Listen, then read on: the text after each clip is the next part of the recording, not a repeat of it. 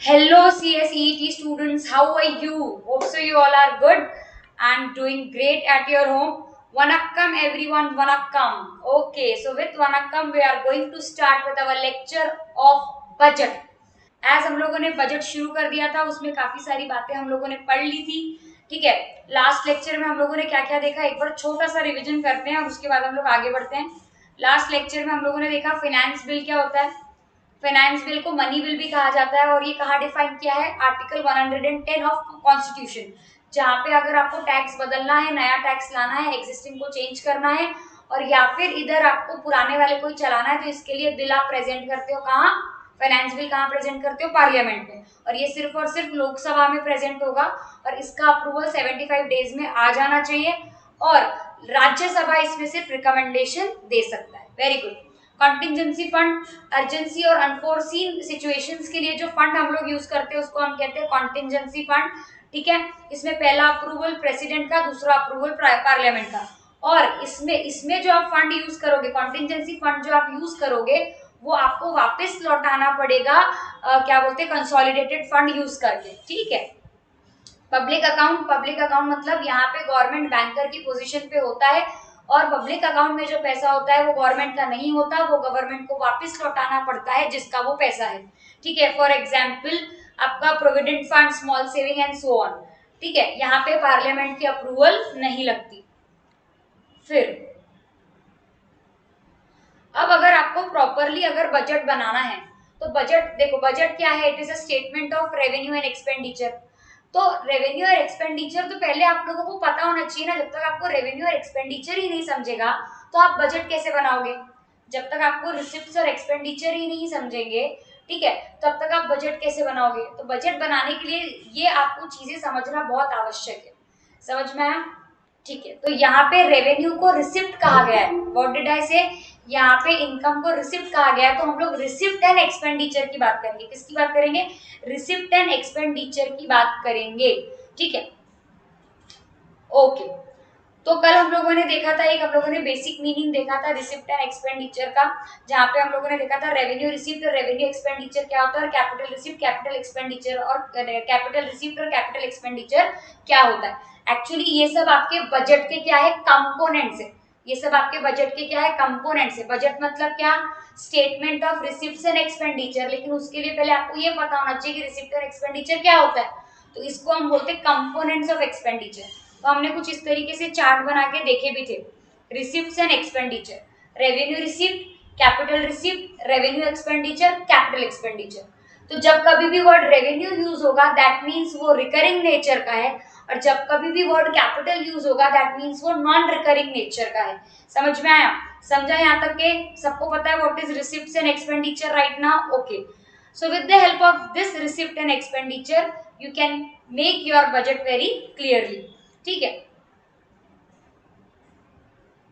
Okay. In respect of all the funds government has to prepare, what did I say, in respect of all the funds, जितने भी funds government के पास आ रहे हैं government को prepare करना पड़ता है रेवेन्यू बजट, जिसमें रेवेन्यू रिसीप्ट और रेवेन्यू एक्सपेंडिचर रहता है, और कैपिटल बजट प्रिपेयर करना पड़ता है जिसमें कैपिटल रिसीप्ट्स और कैपिटल एक्सपेंडिचर रहता है। यानी दो बातें बोल दी मैंने, यहाँ पे दो बजट रहेंगे, एक रेवेन्यू बजट और एक कैपिटल बजट। तो रेवेन्यू बजट में दो बातें होंगी, रेवेन्यू रिसीप्ट्स और रेवेन्यू एक्सपेंडिचर। कैपिटल बजट में भी दो बातें होंगी, कैपिटल रिसीप्ट्स और कैपिटल एक्सपेंडिचर। एज प्रॉपरली देख लो, आप खुद ही समझ लो, रेवेन्यू बजट और कैपिटल बजट पढ़ने के लिए आपको रेवेन्यू रिसीप्ट्स और रेवेन्यू रिसीप्ट्स, कैपिटल रिसीप्ट्स पता होना चाहिए। आपको रेवेन्यू एक्सपेंडिचर, कैपिटल एक्सपेंडिचर पता होना चाहिए। इसलिए शुरू में हम लोगों ने क्या कर लिया, बेसिक मीनिंग पढ़ लिया। अब हम लोग देखेंगे कि एक्चुअली में वो बजट में कैसे यूज होता है। अब हम लोग क्या देखेंगे, एक्चुअली में वो बजट में कैसे यूज होता है। देखा जाए तो कंटिजेंसी फंड और पब्लिक अकाउंट बजट बनाते समय इतना काम का नहीं है, क्योंकि जो पैसा हमारे पास कंसोलिडेटेड फंड में आता है उसी को हम बाइफरकेट करते हैं in the terms of revenue and capital. समझ में आया? उसी को हम लोग बाइफरकेट करते हैं। जो कंसोलिडेटेड फंड का अमाउंट होता है उसी से बेसिकली आपका बजट बनता है। ठीक है, आपको देखा जाए तो कंटिजेंसी फंड और पब्लिक अकाउंट के पैसों की इतनी जरूरत ही नहीं है बजट बनाने में, क्योंकि budget is a basically statement of receipt and expenditure. बराबर? समझ में आया? ओके, चलिए अब हम लोग वन बाय वन शुरू करते हैं। ये एक छोटा सा एक बॉक्स है, इसको कुछ नहीं, एक बार बस ऐसे रेफर करना है, देखना है। उन्होंने बताया है कि जब बजट का प्रेजेंटेशन होता है, जब क्या होता है, बजट का प्रेजेंटेशन होता है, तो किन पार्ट्स में होता है, किस तरीके से होता है, मतलब जब आप बजट प्रेजेंट करते हो तो उसमें आप क्या क्या प्रेजेंट करते हो, क्या क्या चीजें बोलते हो, क्या क्या चीजें दिखाते हो, इंट्रोड्यूस करते हो, तो ये सारी चीजें आपके बजट में रहती है। क्या? Annual financial statement, demand for grants, appropriation bill, finance bill, macro economic framework, medium term fiscal policy, expenditure profile, expenditure budget and receipt budget. ये सारी चीजें आपकी बजट प्रेजेंटेशन स्पीच में रहती है। जब हमारे finance minister budget presentation speech देते हैं तो वो उसमें, वो स्पीच में ये सारी चीजें सीक्वेंस वाइज रहती है। समझ में आया? तो आपकी बजट प्रेजेंटेशन स्पीच में ये सारी चीजें सीक्वेंस वाइज रहती है। समझ में आया? समझा क्या बेटा? ओके, अब यहाँ से वन बाय वन हम लोग शुरू करेंगे। अब यहाँ से सब लोगों को बहुत कॉन्सेंट्रेट करना है, बहुत अच्छे से सुनना है, क्योंकि अब यहाँ से ही एक हिसाब से देखा जाए तो आपका इम्पोर्टेंट पार्ट शुरू हुआ है, एक्चुअल बजट शुरू हुआ है। अब जो अपन पढ़ना चाहेंगे, अभी तक के तो हम लोग सिर्फ टर्मिनोलॉजी पढ़ रहे थे ना,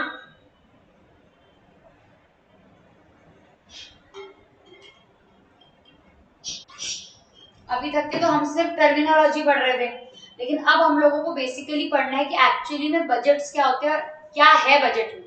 ठीक है, चलिए one by one we will start. तो तीन टाइप के बजट लिखे हुए हैं। कितने टाइप के बजट लिखे हुए हैं? तीन टाइप के आपके बजट लिखे हुए हैं। तीन टाइप के आपके बजट लिखे हुए हैं, यहाँ पे आप देख सकते हैं कौन कौन से बजट। देखो, revenue budget, capital budget and expenditure budget. अब वन बाय वन हम लोग देखेंगे कि ये रेवेन्यू बजट, कैपिटल बजट और एक्सपेंडिचर बजट कहना क्या चाहता है। उसमें सबसे पहला आता है आपका रेवेन्यू बजट। नाम ही क्या है, रेवेन्यू बजट। इसका मतलब ही क्या होगा यहाँ पे हम लोग रिसिप्ट्स और एक्सपेंडिचर तो कंसिडर करेंगे, लेकिन रेवेन्यू बजट ऐसा बजट होगा जहाँ पे रेवेन्यू रिसिप्ट्स और रेवेन्यू एक्सपेंडिचर कवर होगा। और रेवेन्यू रिसिप्ट्स और रेवेन्यू एक्सपेंडिचर का मतलब तो आप लोगों को पता है, लास्ट लेक्चर में डिस्कस किए थे। बोलो क्या? रेवेन्यू रिसिप्ट्स मतलब क्या, जो रिकरिंग नेचर की रिसिप्ट्स होती है। फॉर एग्जाम्पल सैलरी, सॉरी वो मेरा एक्सपेंस है, मैंने क्या बोला, रेवेन्यू रिसीप्ट्स का मतलब क्या होता है, जो रिकरिंग नेचर की मेरी इनकम होती है, that is what tax, that is what tax. Tax क्या है, हम लोगों को यहाँ पे गवर्नमेंट के एंगल से सोचना है। हम लोगों को यहाँ पे किसके एंगल से सोचना है बेटा? गवर्नमेंट के एंगल से सोचना है। एक minute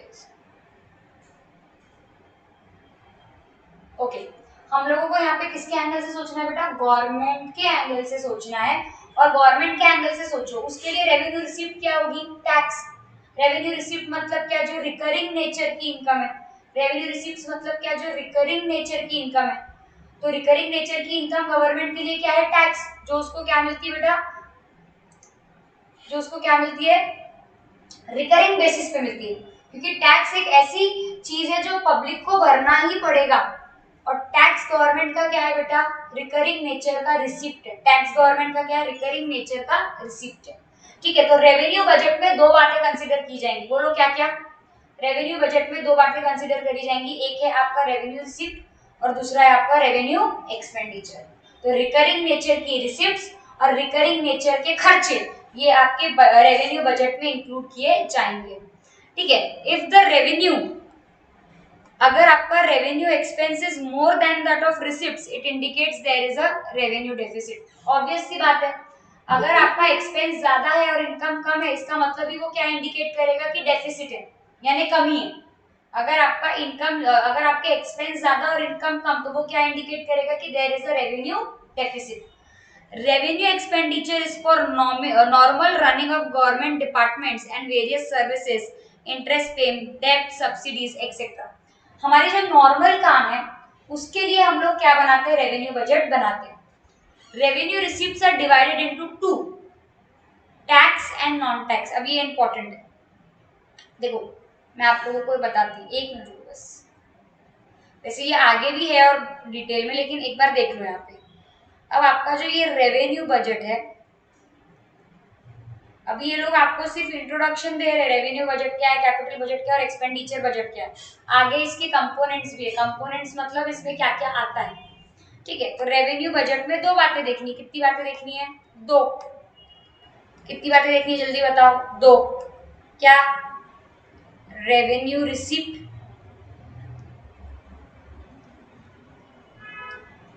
revenue receipt and revenue expenditure. अब ये रेवेन्यू रिसिप्ट में दो बातें आती है, मतलब गवर्नमेंट के पास जो रिसिप्ट आती है वो दो तरीके की आती है, एक है टैक्स और दूसरा है नॉन टैक्स। मतलब एक वो टैक्स के तरीके से रिकरिंग नेचर की इनकम कमाएगा और दूसरा नॉन टैक्स तरीके से रिकरिंग नेचर की इनकम कमाएगा। अब टैक्स में क्या है, नॉन टैक्स में क्या है, वो कंपोनेंट्स में लिखेंगे, ठीक है। देखो, tax revenues are made up of taxes such as income tax, corporate tax, excise, customs duties and other government levies. ये गवर्नमेंट की क्या है, टैक्स इनकम है, ये गवर्नमेंट की क्या है, टैक्स इनकम है। रेवेन्यू रिसीप्ट्स को दो चीजों में बांटा गया है, टैक्स और नॉन टैक्स। टैक्स तो गवर्नमेंट का मेजर रेवेन्यू है ही, लेकिन उसके अलावा कुछ और भी रिकरिंग नेचर की रेवेन्यू गवर्नमेंट की होती है, और भी कुछ रिकरिंग नेचर के रिसिप्ट्स गवर्नमेंट के होते हैं टैक्स के अलावा। टैक्स तो है ही रिकरिंग नेचर का रिसिप्ट, पर टैक्स के अलावा भी कुछ नॉन टैक्स चीजें हैं जो गवर्नमेंट की रिकरिंग नेचर की रिसिप्ट्स में आती हैं, समझा, ठीक है। फिर in non-tax revenue the government sources are interest on loans and dividend on investment like PSUs, fees and other receipts for services that is renders।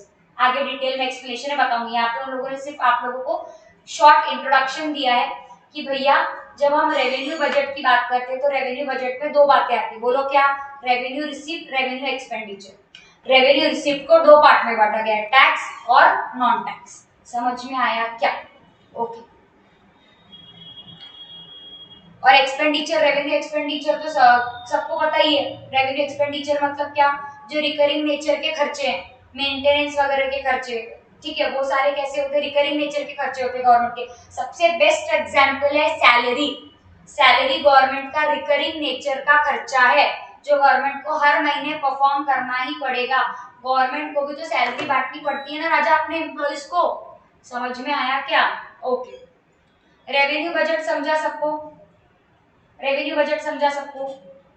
देखो हम लोग कैसे सीक्वेंस वाइज चल रहे हैं। पहले हम लोगों ने क्या करा, पहले हम लोगों ने रिसीप्ट्स और एक्सपेंडिचर का मीनिंग पढ़ लिया, ठीक है। फिर उसके बाद अभी हम लोग क्या कर रहे हैं, बजट देख रहे हैं, रेवेन्यू, कैपिटल एंड एक्सपेंडिचर। उसमें हम लोगों ने पहला बजट कौन सा देखा, रेवेन्यू बजट। रेवेन्यू बजट में हम लोग क्या करने वाले हैं बेटा, रेवेन्यू रिसीप्ट्स और रेवेन्यू एक्सपेंडिचर को हम लोग क्या करने वाले हैं, कंसिडर करने वाले हैं। रेवेन्यू रिसीप्ट्स मतलब रिकरिंग नेचर की रिसीप्ट्स, जिसको दो पार्ट्स में बांटा गया है, टैक्स, नॉन टैक्स। और एक्सपेंडिचर मतलब मेरे रिकरिंग नेचर के खर्चे, एग्जांपल सैलरी। यहाँ तक के कोई डाउट, जल्दी बताओ, यहाँ तक के कोई डाउट। ऐसा चार्ट बना के भी रख सकते, इधर लिख सकते सैलरी,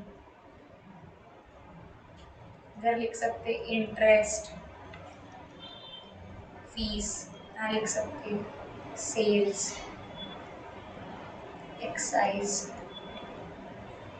कस्टम। चलो आगे बढ़ो, ओके। अब आता है कैपिटल बजट। अब ये रेवेन्यू का पूरा उल्टा होगा। जब आप कैपिटल रिसीप्ट्स और कैपिटल एक्सपेंडिचर को कंसीडर करोगे तो आपका क्या रहेगा, कैपिटल बजट रहेगा। व्हाट डिड आई से, जब आप कैपिटल रिसीप्ट्स और कैपिटल एक्सपेंडिचर को कंसीडर करोगे, मतलब यहाँ पे क्या होने वाला है बेटा आपका, capital receipts plus capital expenditure, मतलब यहाँ पे आप नॉन रिकरिंग नेचर के खर्चे और रिसीप्ट्स को क्या करने वाले हो, इंक्लूड करने वाले हो। यहाँ पे आप क्या करने वाले हो, नॉन रिकरिंग नेचर के खर्चे और नॉन रिकरिंग नेचर के इनकम को आप यहाँ पे क्या करने वाले हो, इंक्लूड करने वाले हो। यानी ये ऐसा कुछ बनेगा क्या। अब अपन किसकी बात कर रहे हैं बताओ, अब हम लोग बात कर रहे हैं कैपिटल बजट की, बराबर। अब जिसमें आप क्या क्या लेने वाले हो, कैपिटल रिसीप्ट्स और कैपिटल एक्सपेंडिचर, समझा। कैपिटल रिसीप्ट्स मतलब ऐसी रिसीप्ट जो कभी कभी ऑकर होती है। कैपिटल एक्सपेंडिचर मतलब ऐसे खर्चे जो कभी कभी ऑकर होते हैं, समझ में आया, जो हमेशा होते नहीं है, ठीक है। कैपिटल रिसीप्ट्स मतलब ऐसी रिसीप्ट जो कभी कभी ऑकर होती है। कैपिटल एक्सपेंडिचर मतलब ऐसे एक्सपेंडिचर जो कभी कभी होते हैं। समझ में आया क्या? अब जैसे कैपिटल एक्सपेंडिचर में मैं ले लूं कंस्ट्रक्शन ऑफ मेट्रो, किस तरीके का खर्चा है बेटा? वो कैपिटल एक्सपेंडिचर है। मेट्रो क्या रोज तोड़ के रोज थोड़ी नहीं बनाते मेरे भाई, तो कभी कभी बनती है ना। समझ में आया क्या? अब जैसे मैंने असेट बेच दी, गवर्नमेंट ने अपनी असेट बेच दी, पैसा आया, गवर्नमेंट ने अपनी असेट बेच दी, पैसा आया, तो रोज रोज गवर्नमेंट अपनी असेट बेचती क्या? कभी कभी बेचती ना। तो असेट बेच के जो पैसा आ रहा है वो मेरी कैसी रिसिप्ट है? कैपिटल रिसिप्ट है। कैपिटल एक्सपेंडिचर मतलब क्या? ऐसा खर्चा जो गवर्नमेंट रोज रोज नहीं करती, कभी कभी करती। मेट्रो बनाने का खर्चा, रोड बनाने का खर्चा, डैम बनाने का खर्चा, रोज रोज करते क्या रे? नहीं ना। That is what all about. एक बार देख लेते।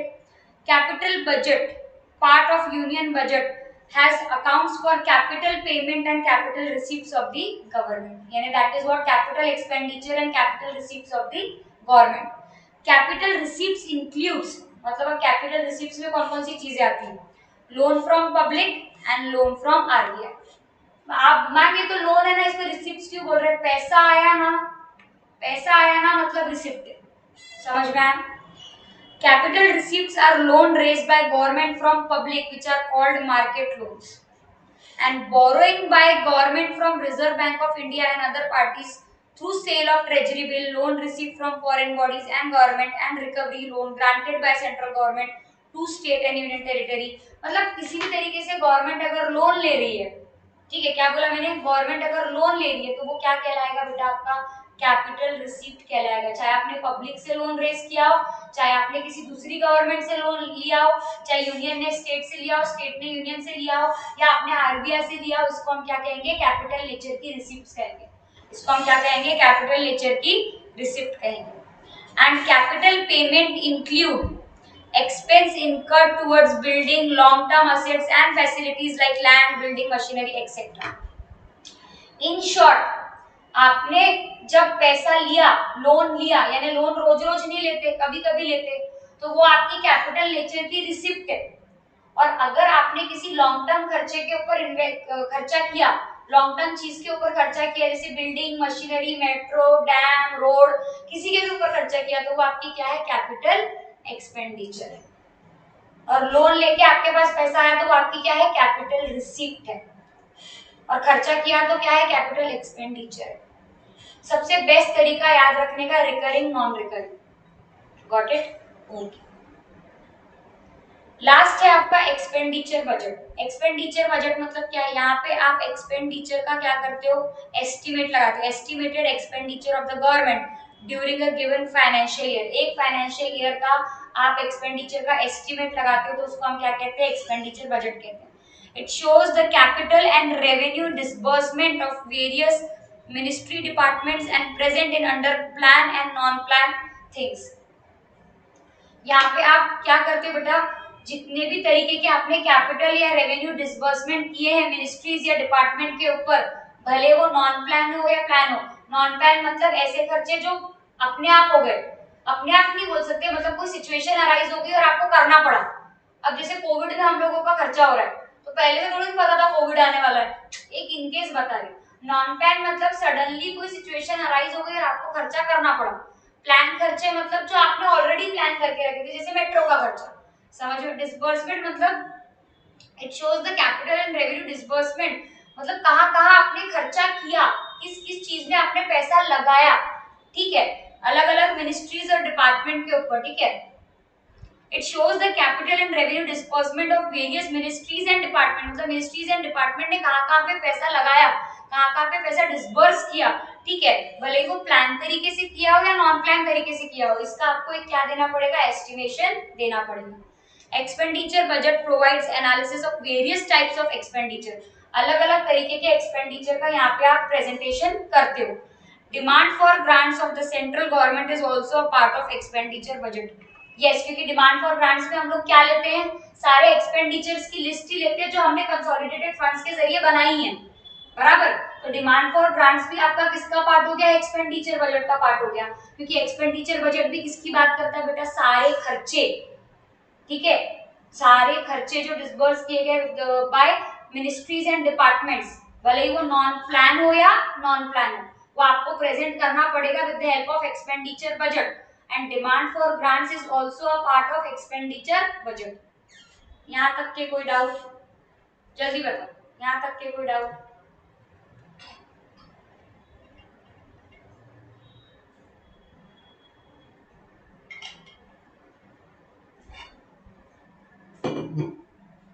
तो कितने टाइप के बजट देखे, तीन, रेवेन्यू, कैपिटल, एक्सपेंडिचर। रेवेन्यू मतलब रेवेन्यू बजट मतलब रेवेन्यू रिसीव्ड और रेवेन्यू एक्सपेंडिचर। कैपिटल मतलब कैपिटल रिसीव्ड और कैपिटल एक्सपेंडिचर। एक्सपेंडिचर बजट मतलब क्या, जहाँ पे आपको पूरे खर्चे लेने हैं, चाहे वो कैपिटल हो चाहे रेवेन्यू, ये इंपॉर्टेंट है, दोनों खर्चे लिए जाएंगे यहाँ पे, चाहे वो कैपिटल खर्चे हो चाहे वो रेवेन्यू खर्चे हो।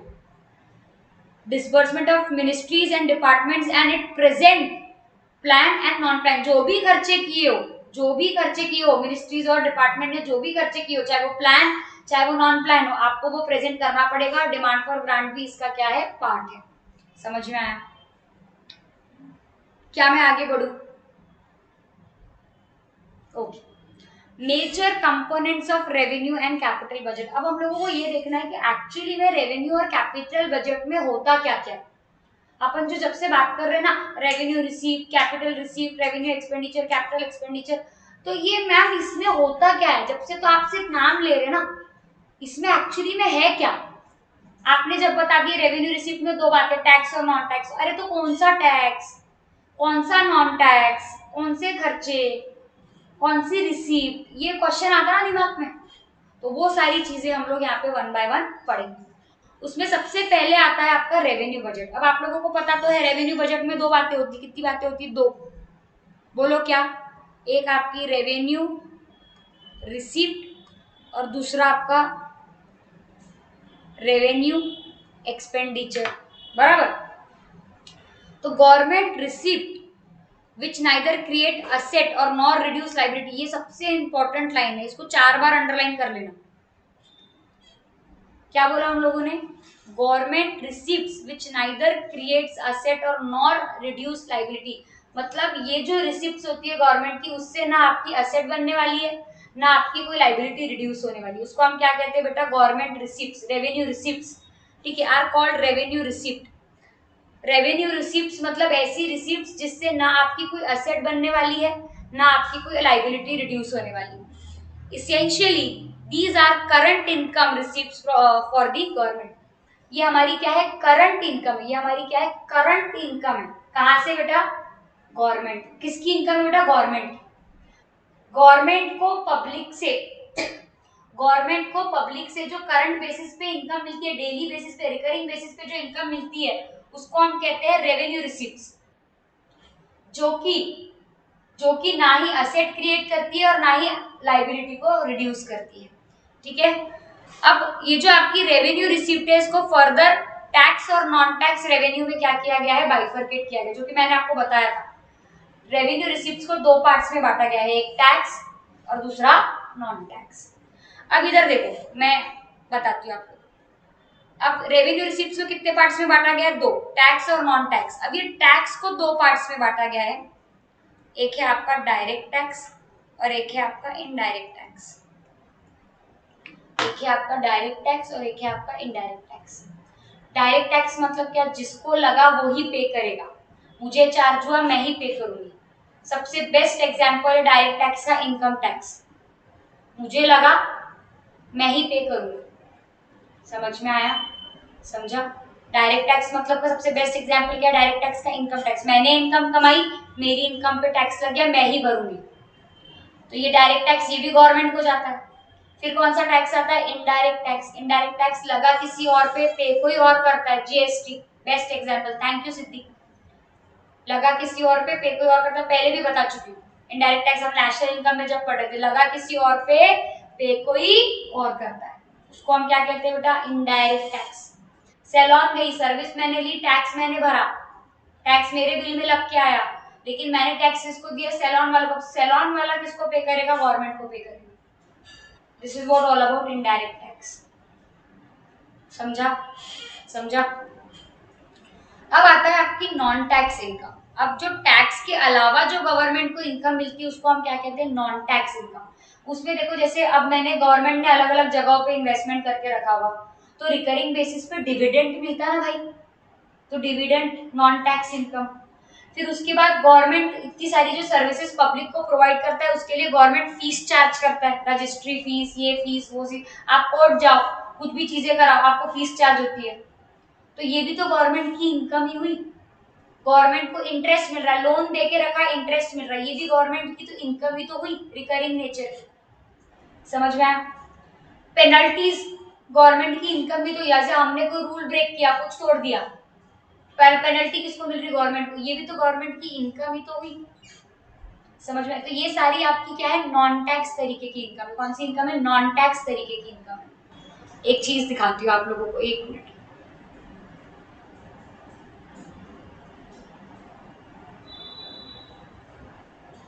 ये देखो, ये देखो कितने अच्छे से बाइफर्केशन दिया हुआ है यहाँ पे, ध्यान से देखो। ये है आपकी रेवेन्यू रिसिप्ट, ये है आपकी कैपिटल रिसिप्ट। अब रेवेन्यू रिसिप्ट में आपको ये अभी कैपिटल रिसिप्ट का हमारा कोई काम नहीं है, अभी हमको सिर्फ रेवेन्यू रिसिप्ट देखना है, क्योंकि हम रेवेन्यू बजट की बात कर रहे हैं। और रेवेन्यू बजट में आपका क्या है बेटा? रेवेन्यू बजट में आपकी दो बातें, रेवेन्यू रिसिप्ट और रेवेन्यू एक्सपेंडिचर। तो अभी हम सिर्फ रेवेन्यू रिसिप्ट देखेंगे। अब यहाँ पे देखो रेवेन्यू रिसिप्ट्स को दो हिस्सों में बांटा गया है, एक है टैक्स रेवेन्यू, एक है नॉन टैक्स रेवेन्यू। डायरेक्ट और टैक्स को कितने में बांटा गया? दो पार्ट, एक है आपका डायरेक्ट टैक्स, एक है आपका इनडायरेक्ट टैक्स। डायरेक्ट टैक्स मतलब क्या? लाइबिलिटी टू पे and burden of tax falls on the same person, बराबर जिस पे लगा वही पे करेगा। ठीक है, उसमें आपके देखो इतने तरीके के आपको डायरेक्ट टैक्स के एग्जांपल दिए हुए, income tax, corporate tax, wealth tax, gift tax, state tax, expenditure tax. ये आपके क्या है? डायरेक्ट टैक्स है, जिस पे लगा वो ही क्या करेगा? पे करेगा। उसके बाद आता है आपका इनडायरेक्ट टैक्स। इनडायरेक्ट टैक्स मतलब क्या? लाइबिलिटी टू पे and burden of tax falls on different person, लगा किसी और पे कोई और करता है। उसमें कौन सा आ गया? Sales, custom, excise, service, entertainment, इसको हट के अब जीएसटी आ गया। समझा? अब जब मैं नॉन टैक्स रेवेन्यू की बात करूं तो इंटरेस्ट रिसीप्ट, ब्याज मिल रहा है, profit and dividend, fees and fines, fine लगा दिया किसी पे, फीस हम लोग चार्ज करते हैं वो सब, एक्सटर्नल ग्रांट, किसी और से मेरे को किसी और गवर्नमेंट से मुझे ग्रांट मिली, स्पेशल असेसमेंट और टैक्स, स्पेशल मतलब कभी कभार हम लोग एक्स्ट्रा टैक्स वगैरह लगा देते, स्पेशल असेसमेंट एंड चीजें। ठीक है, ये सारी चीजें आपकी क्या है बेटा? Non tax revenue. समझ में आया क्या? ये सब चीजें आपकी क्या है? Non tax revenue, non tax revenue. समझा? तो ये क्या था आपका? ये था आपका example of what? Revenue receipt. ये आपका किसका एग्जाम्पल था? Revenue receipt. एक बार रीड कर लेते। Tax revenue includes receipt from direct tax. ठीक है, tax revenue will include receipt from direct tax which is in the form of income tax and paid to the government. फिर क्या आपका? It will also include various indirect tax like GST, cess levied, अरे cess लगाते हैं ना हम लोग extra का, ठीक है, and collected by the government on various goods and services. Education cess हम लोग बोलते हैं ना इसको। ओके, नॉन टैक्स रेवेन्यू अभी देख लिए क्या क्या होते हैं। ठीक है, as the name suggest revenue expenditure is also called income statement expenditure. ये याद रखना, इसको इनकम स्टेटमेंट एक्सपेंडिचर भी कहा जाता है। It denotes the short term cost related asset. यहाँ पे शॉर्ट टर्म खर्चे, बात ही क्या? रेवेन्यू ना, नॉन रिकरिंग, रिकरिंग नेचर के। ठीक है, समझ में आया?